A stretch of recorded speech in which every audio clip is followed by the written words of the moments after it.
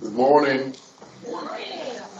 The time is now 10:03, and I call July 2nd, 2026 Planning Board meeting to order. We have the following board members with us today: Commissioner Gerardo. Good morning, everyone. Commissioner Matthews. Good morning, everyone. Commissioner Jenkins. Good morning. And I'm Vice Chair Koye. Commissioner Koye.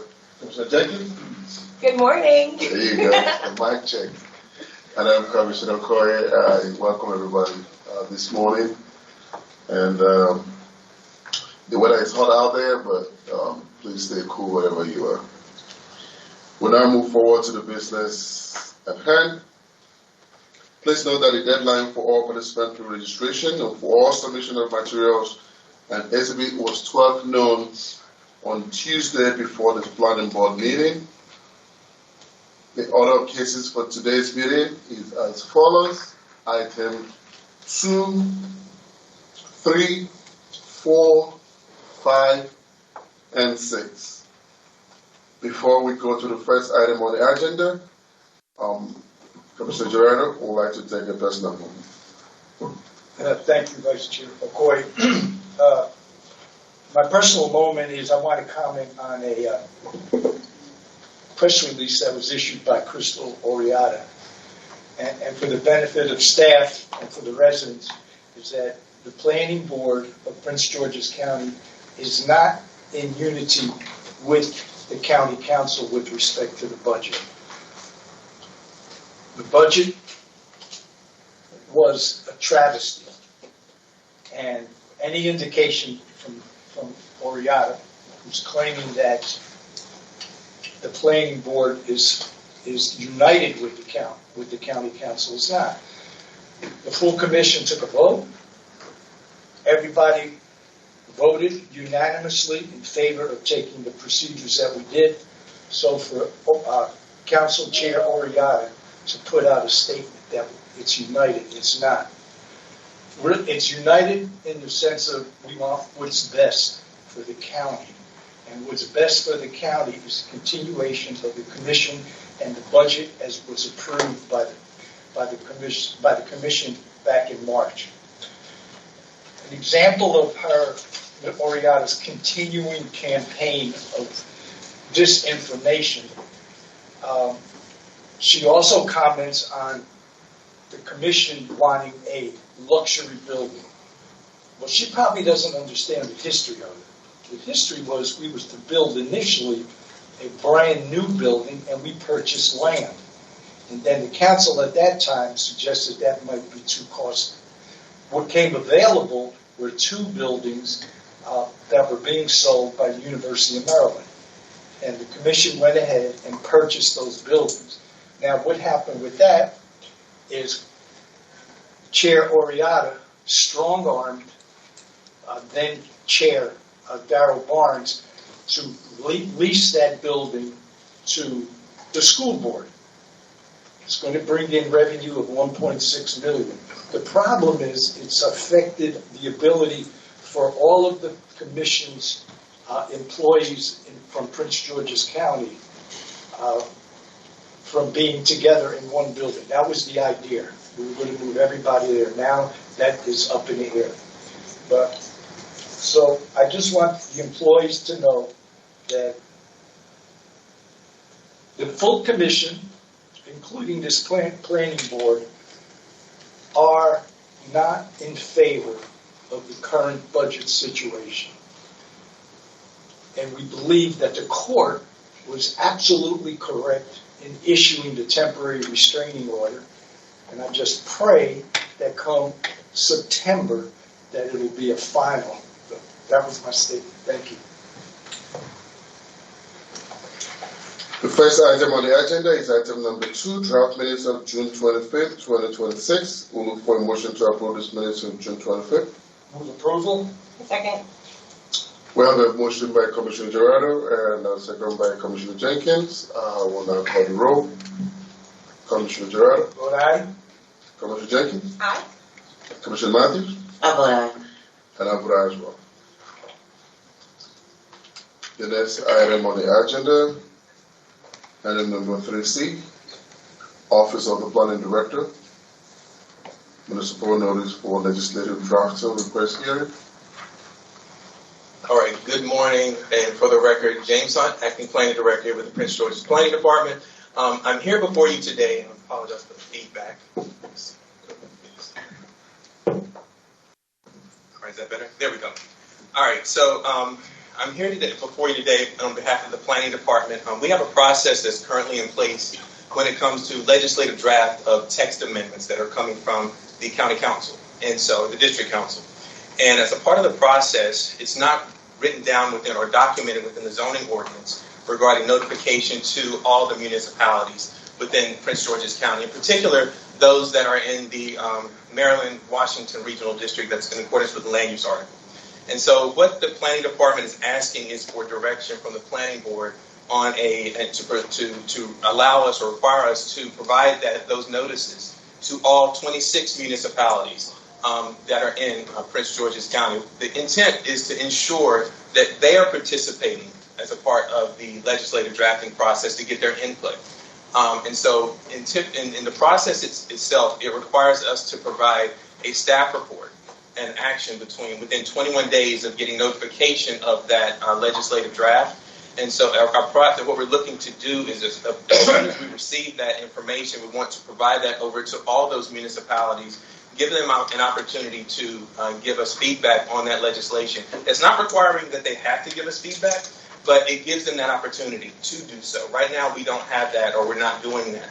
And so we want to make sure that we are as transparent as possible as a part of this process. In addition, we want to make sure that we're addressing the needs of Prince George's County. These 26 municipalities are Prince George's County, and so we want to make sure their voices are heard at the same time. And I do realize that as part of the process, it is a very, very, very short time frame in order to get that feedback. So what we're looking to do is, as long as we're providing that notification to them, their staff, whomever, and then we get those responses back. If we don't get that back before the staff report is drafted and provided to the planning board, they do have an opportunity before in a public hearing setting to provide those comments as well. So that said, that's kind of where we are right now as a part of this process. We want to provide that feedback or that they have. We have been working very diligently and very hard to have a better relationship with all 26 municipalities. As you know, a lot of times it may not be a very easy task to do, but the planning department is devoted and dedicated to all 26 municipalities along with the rest of Prince George's County. We want to make sure we have a fair and transparent process when it comes to legislation, and we want to have that feedback from them as a part of the process. And I think that's definitely the direction that this board wants to go in. They've made those comments in the past. The county council has indicated that as well, and the county executive's office has indicated that as well. So we want to make sure we do all we can as a part of the planning department as well as the commission to make sure that happens. That said, we are just looking for direction from the planning board to ensure that happens, or they approve our request to do so. Mr. Chair, I would make a motion. Do you have a comment? I just have a quick question. Mr. Hunt, remind me, what is the timeline on that? We've notified them within 21 days? Can I ask that question? So we have 21 days. So we receive notification from the clerk's office, and we have 21 days to get a recommendation, get it before you all, and get a recommendation back to the county council, the clerk's office. So it really, to your point, it really cuts that timeline down very, very short. And so one of the options that we're looking at doing is, as long as we provide that to them, the entire their authority or their council may not provide feedback. It may be us reaching out to their legislative team to get that feedback in a timely manner, or it depends on how they want to approach that. If they want to come and testify before the planning board, they can do that at the public hearing too. But the intent is to provide that notification to them, and they get us feedback in some form or fashion within that time frame. Yeah, I absolutely appreciate that. I think that's, to your point earlier, like we've been hearing that feedback as well. So just like continuing to make the effort to create transparency and engage the community. That's awesome. All right. I see no other question. I make a motion. You want to make a motion? I second. I move that. Sorry. You're going to vote? I move that the planning board adopt a policy directing the planning director to provide notice of legislative drafting requests and associated planning board hearings to all municipalities located within the Prince George's County portion of the Maryland-Washington Regional District, and to incorporate municipal comments when received with established new timeframes. A second. All right, we have a motion by Commissioner Gerardo and a second by Commissioner Matthews. I will now call the roll. Commissioner Gerardo? Vote aye. Commissioner Jenkins? Aye. Commissioner Matthews? I vote aye.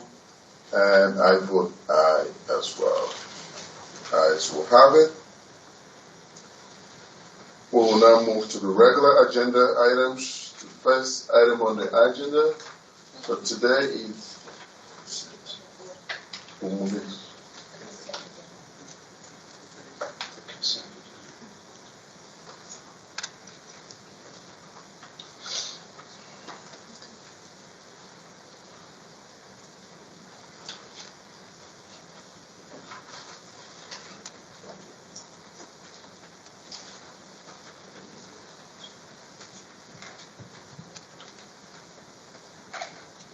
all right, so we'll now move forward to the consent agenda.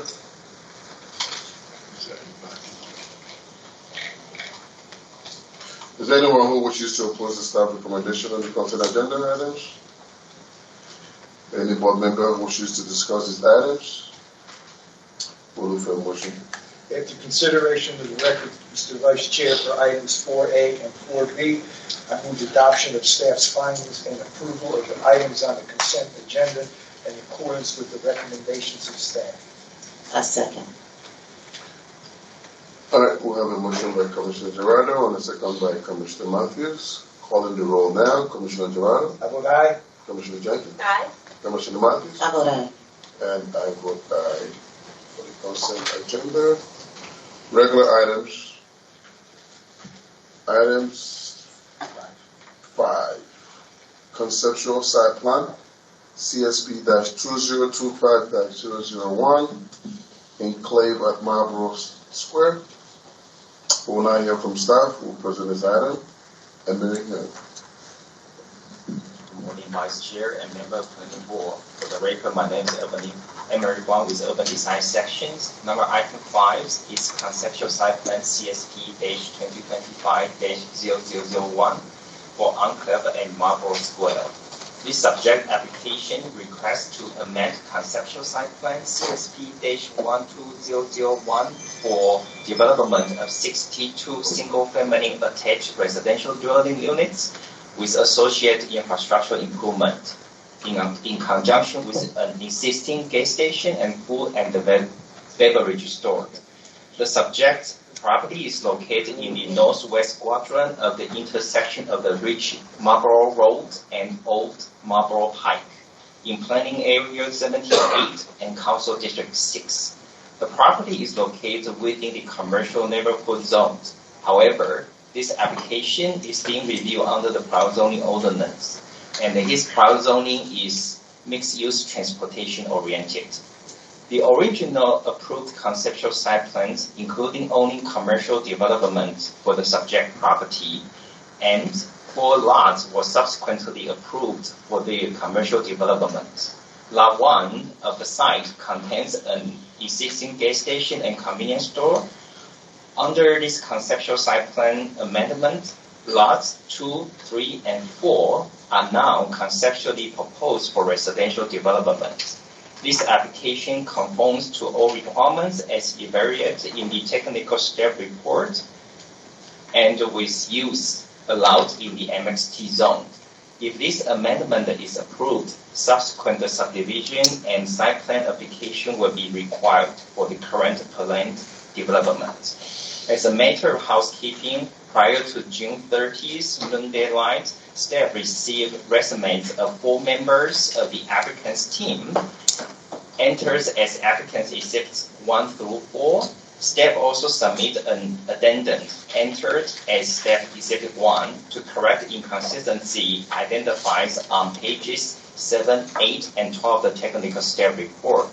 Based on the findings presented in the technical staff report, Urban Design staff recommended the Plan Board approve conceptual site plan CSP-2025-0001 and Type 1 Tree Conservation Plan TCP1-2026-0005 for Enclave at Marlborough Square, subject to the recommended conditions of approval within the technical staff report as amended in Staff Exhibit 1. This concludes staff presentation. Thank you so much.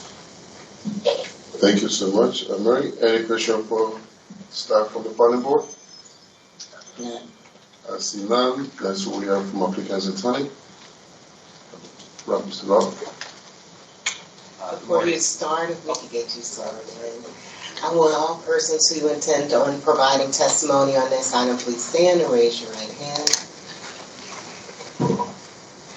Do you swear or affirm that the testimony that you're about to provide is the truth?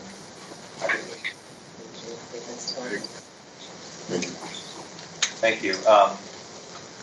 Good morning, Mr. Vice Chair, members of the Planning Board. For the record, my name is Robert Antonetti of the law firm of Shipley & Horn. Here on behalf of the applicant, Enclave at Marlborough Square, LLC. I have with me today, I have from Shipley & Horn, Mr. John Ferrante, our senior land planner. Together, we're pleased to represent the applicant on this application for an amendment of the originally approved conceptual site plan. Today with us on the development team, we do have Mr. Peter Pomponio and Jasmine Frazier, representative of the applicant. We have Mr. Tim Longfellow from GLW, our civil engineer. We have Mr. Gary Ehrlich from Hush Acoustics.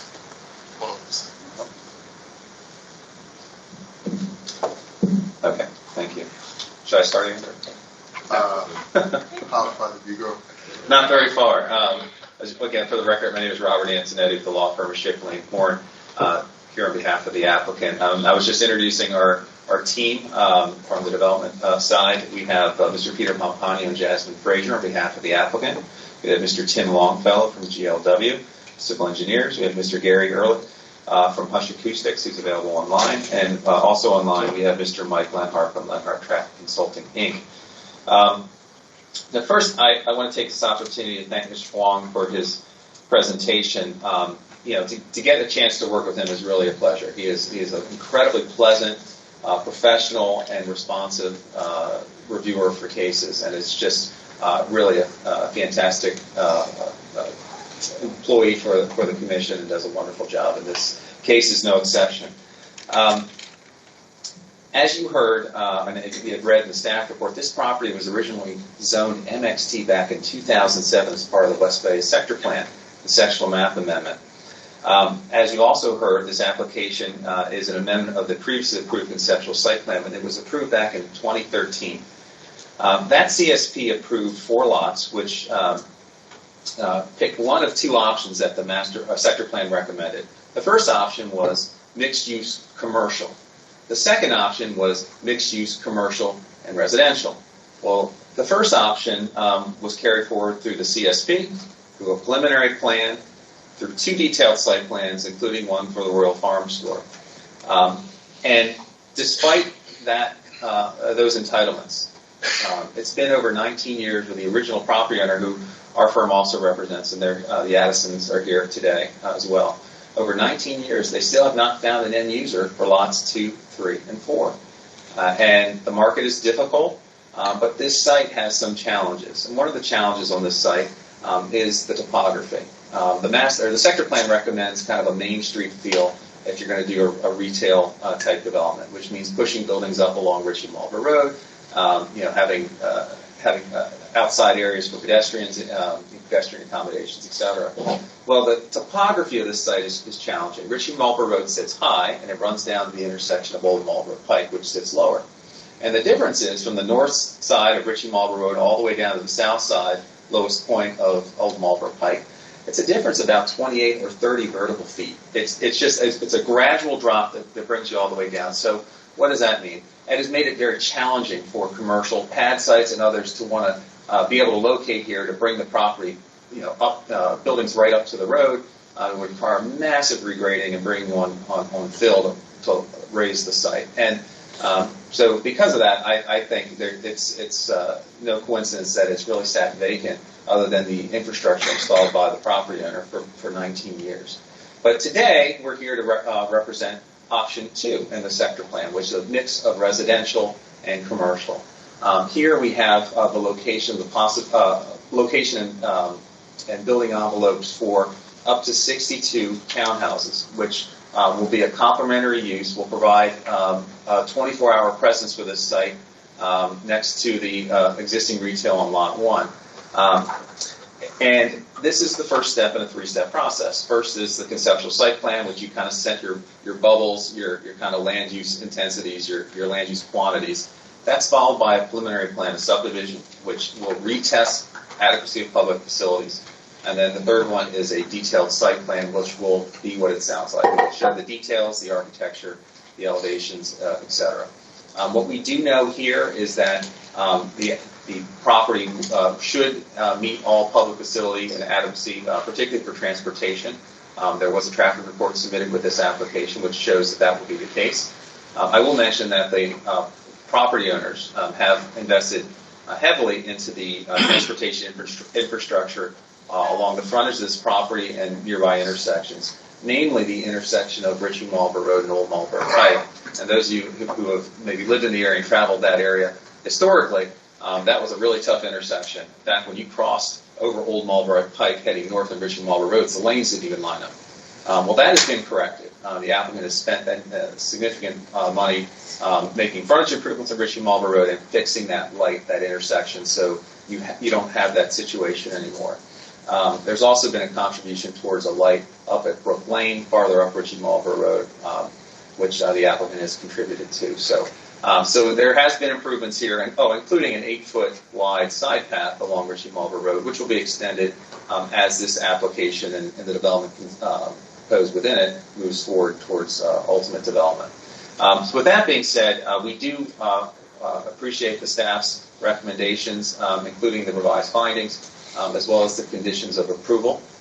We do respectfully request that you support this application. Our development team is here to answer any questions that you may have, and we do thank you for your consideration.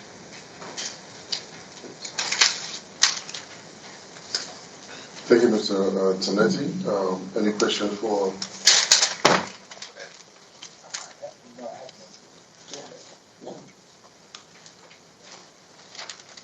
All right, I see none. The hearing is now closed.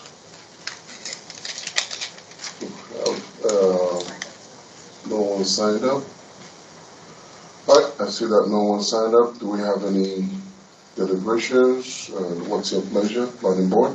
Mr. Vice Chair, I move that we adopt the findings and recommendations of staff as modified by staff's agenda to the technical staff report at staff exhibit number 1 and approve conceptual site plan enclave at Marlborough Square CSP 2025-001 and Type 1 Tree Conservation Plan TCP 1-2026-005, as well as with the staff recommendations.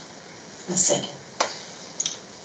All right, we have a motion by Commissioner Gerardo, second by Commissioner Matthews. We'll now call the roll. Commissioner Gerardo. I vote aye.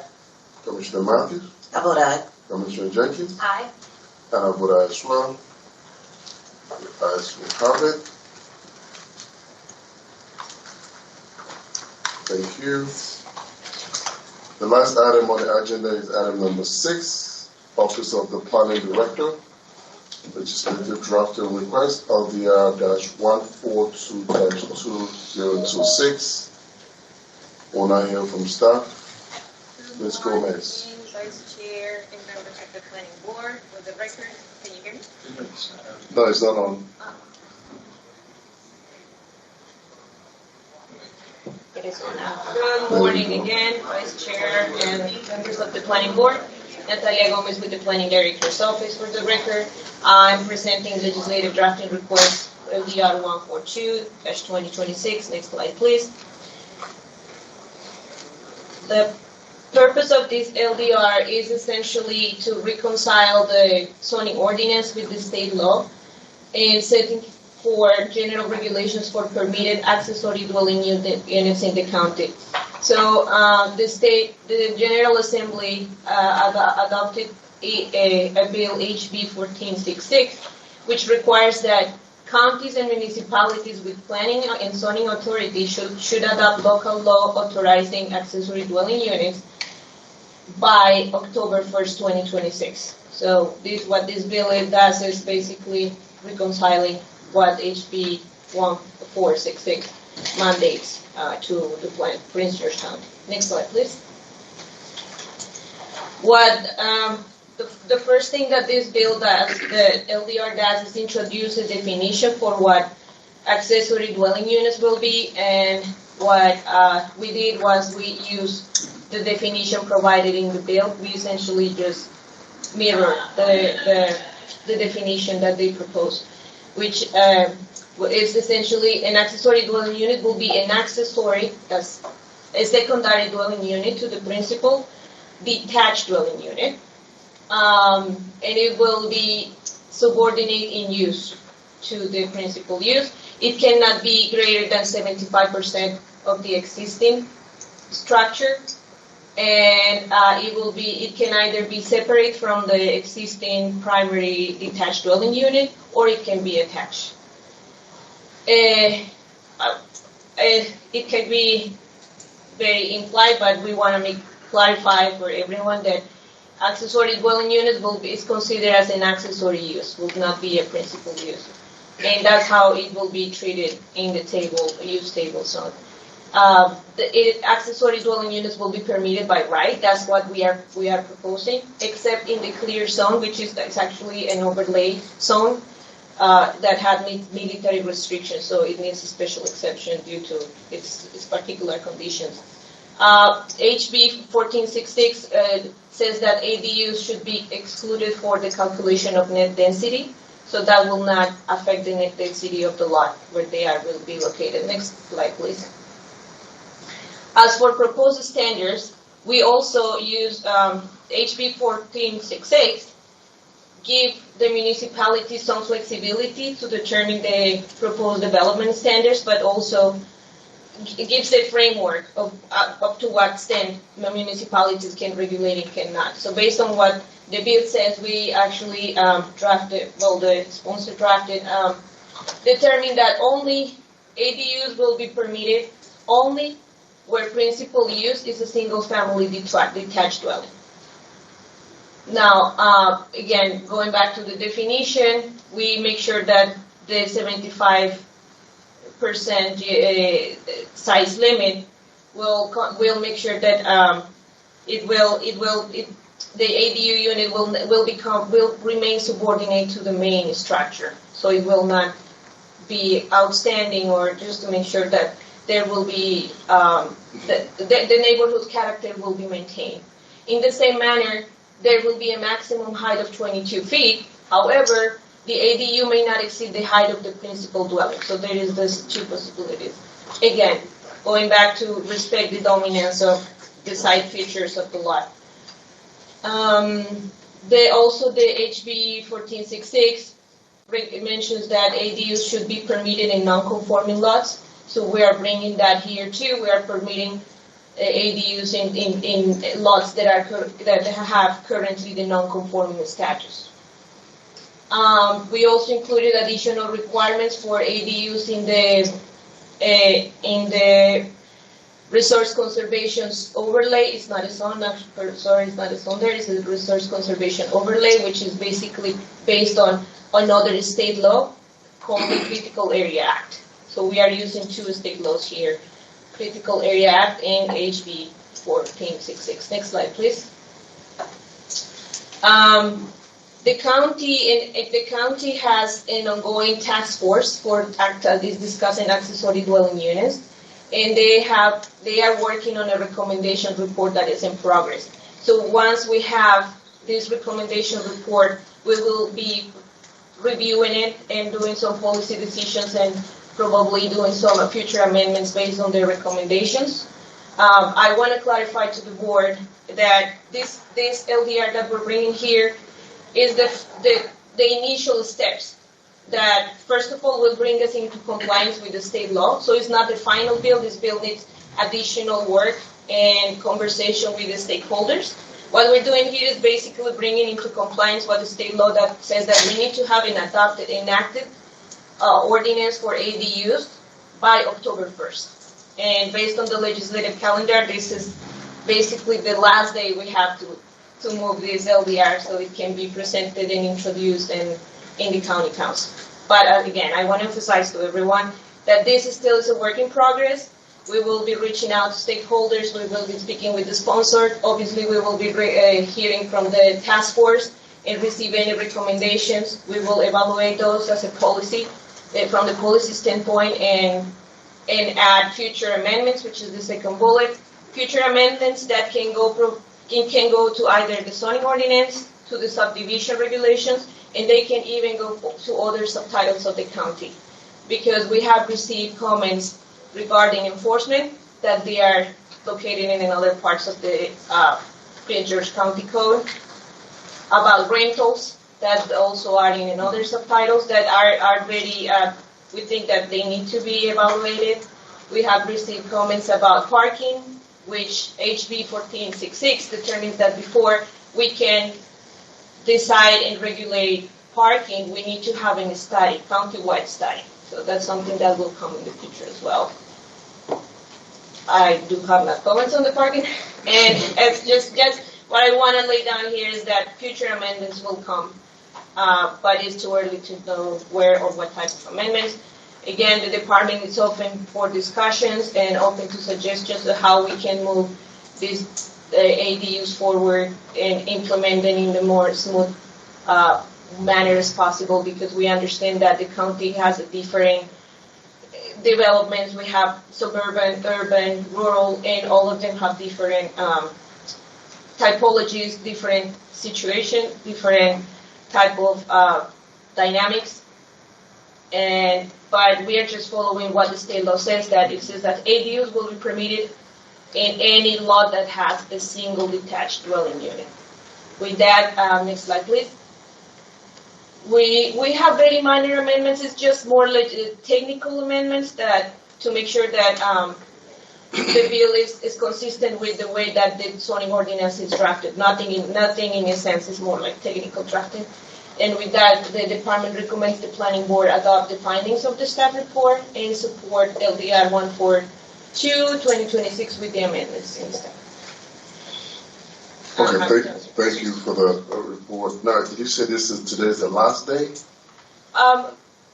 So what Director Hunt mentioned at the beginning, we have certain determined period to act. The department, once we receive an LDR, we have 30 days to act and transfer to the county council.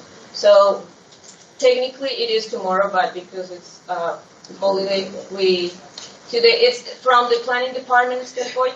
Today is our last day to transfer our comments to the county council. Then they will follow their own calendar, legislative calendar. Okay. They have to get it done by October 1st. Correct. And So I've got a few questions.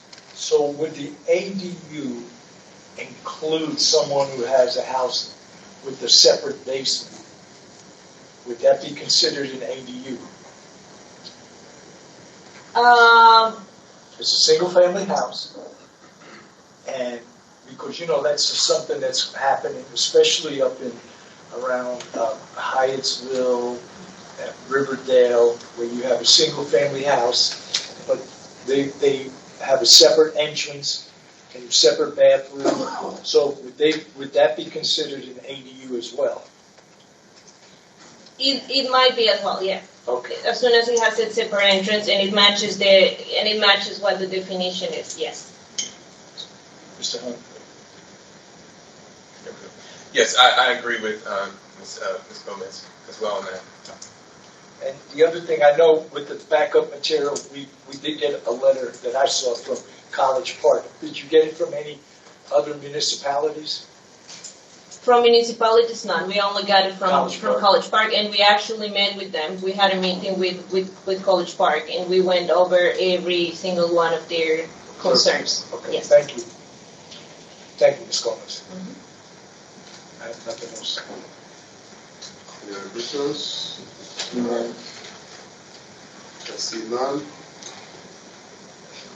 So, I see no other questions. Do we have anybody sign up?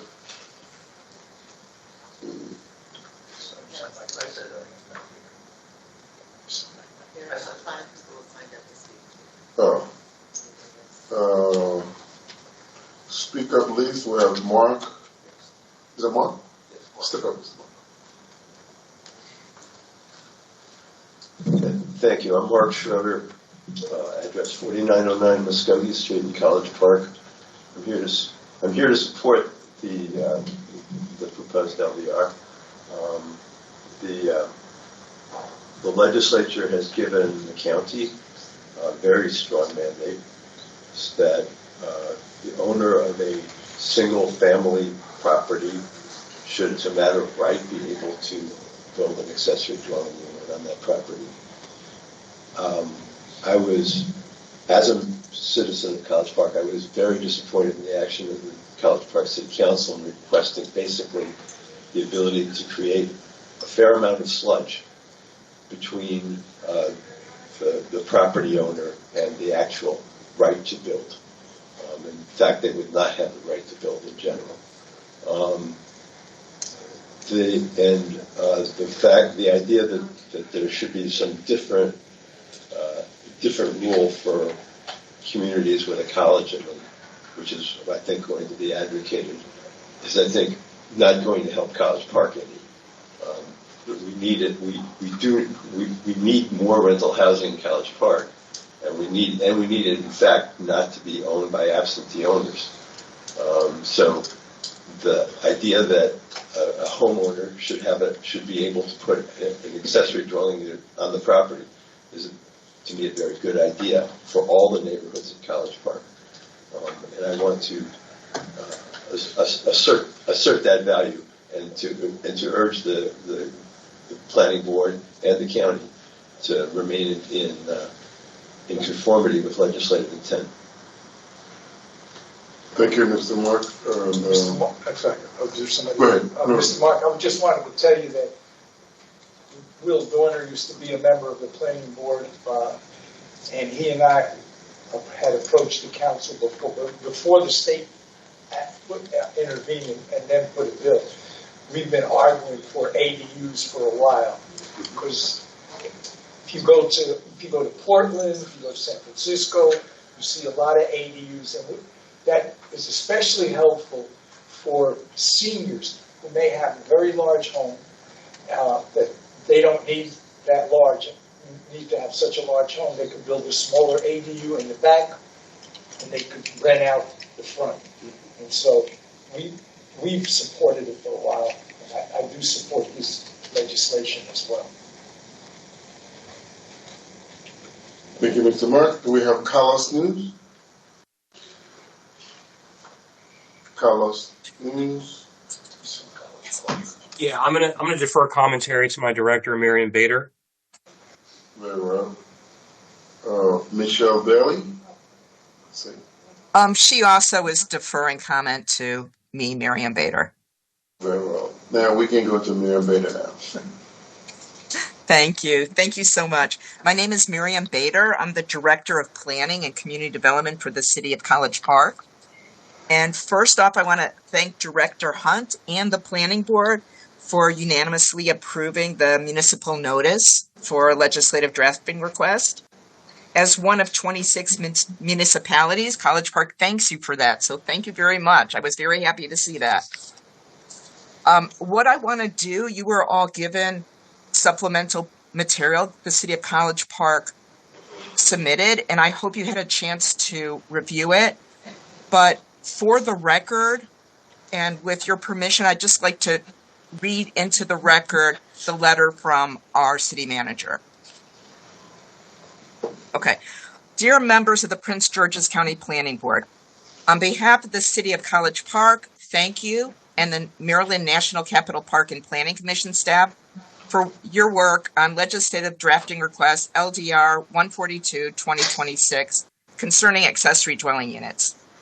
We understand that this has been a complicated and time-sensitive process, particularly given the state requirement that local jurisdictions adopt local laws authorizing accessory dwelling units by October 1st, 2026.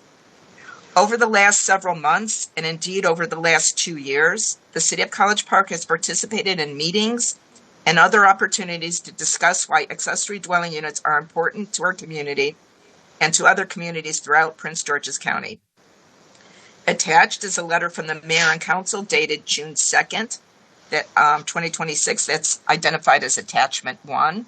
So I won't read through that one, but I'm hoping that you all can read it, outlining the city's comments and concerns expressed to the ADU Task Force.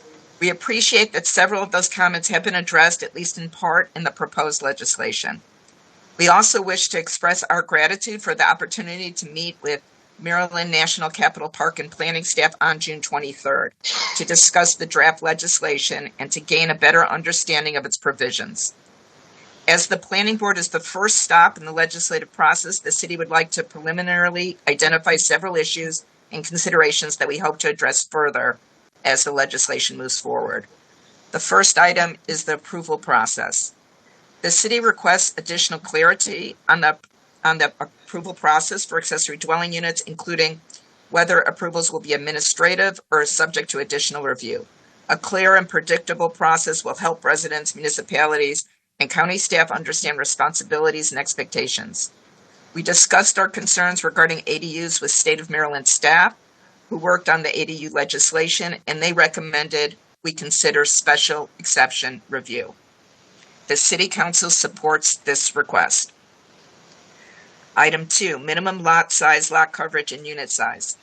The city requests consideration of an appropriate minimum lot size threshold for accessory dwelling units. We also ask that the county continue to evaluate the proposed limitations that an accessory dwelling unit may not exceed 75% of the primary dwelling's floor area and consider whether there's room for a practical compromise that accounts for varying lot conditions and housing types.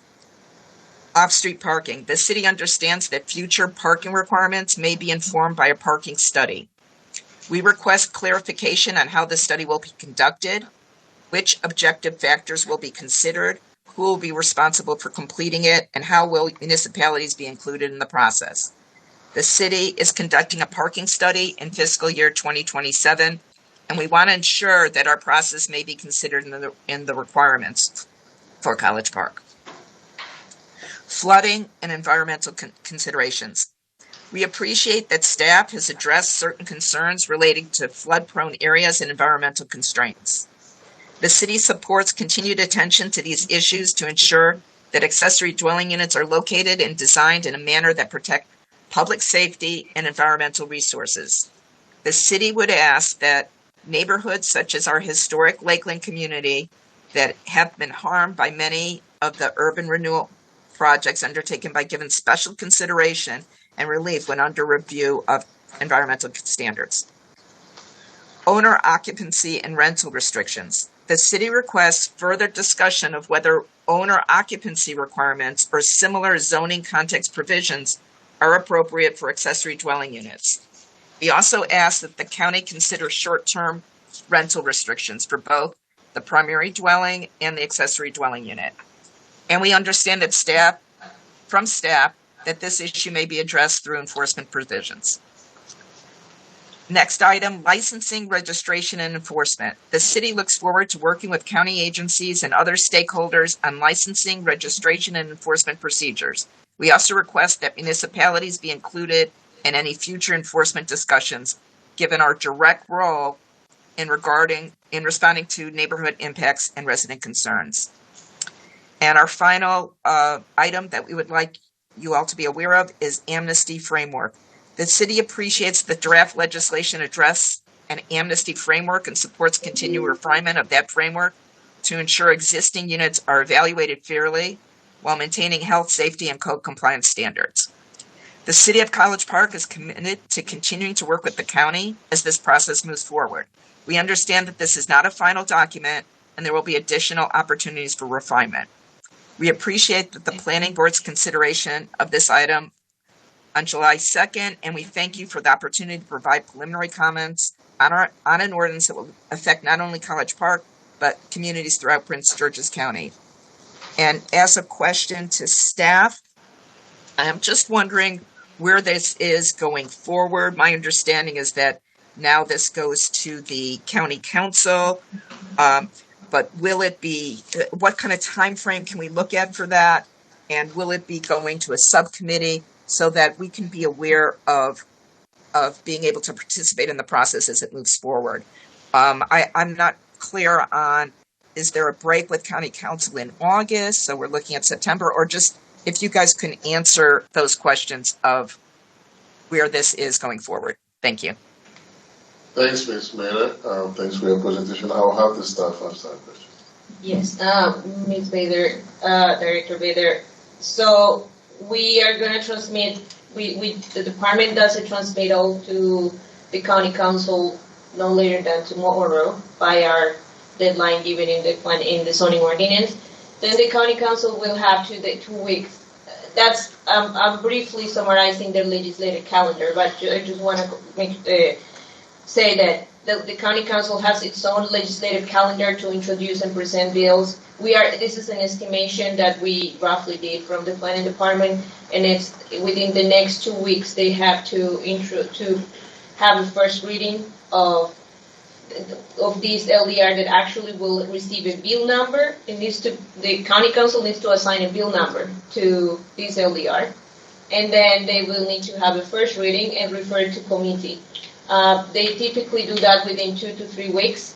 We anticipate this once it becomes a bill will be reviewed at committee, more specifically at the Planning, Housing and Economic Development Committee, Fed Committee, another. Within 2 to 3 weeks, we anticipate it will be before the recess, because they also, as I said, they need to move forward with the legislative process they follow, which is second reading, public hearing, third reading, and enactment, and they need to do that before October 1st. So from us, I cannot give you just, in summary, we cannot give you specific dates because that's from the council side. This is a roughly estimation we are doing. Okay, so when you said about a recess, so that's the month of August, correct? Correct. Okay, so you're anticipating that they would look at it prior to the August recess? Correct. That's our anticipation. Okay, and who do I contact if I want to be informed of these meetings? You can contact the director of the, I think the clerk of the council would be the first point of contact, but we are happy to also, I'm gonna keep you updated as soon as I hear any updates from the council. Great, thank you very much. I appreciate that. And who's the clerk of the council? Ms. Donna Brown. Okay, thank you. Thank you very much, Ms. Miriam. Do we have Nate, or has Nate yielded to you? Yes, we had everyone sign up just in case, someone got sick or something. So Nate has also deferred to me. Okay, very well. Good plan. We'll catch you next time. All right. Planning board members, any questions, deliberation? If not, what's your pleasure? Mr. Vice Chair, I move that the planning board support LDR 142-2026 with the amendments and transmit comments to the county council. I second. All right. I have a motion by Commissioner Gerardo and a second by Commissioner Matthews. I will now call the roll. Commissioner Gerardo? Vote aye. Commissioner Matthews? I vote aye. Commissioner Jenkins? Vote aye. And I vote aye as well. And this will conclude the items for today's agenda. Wishing everybody a great holiday, and please stay safe out there. It is hot today.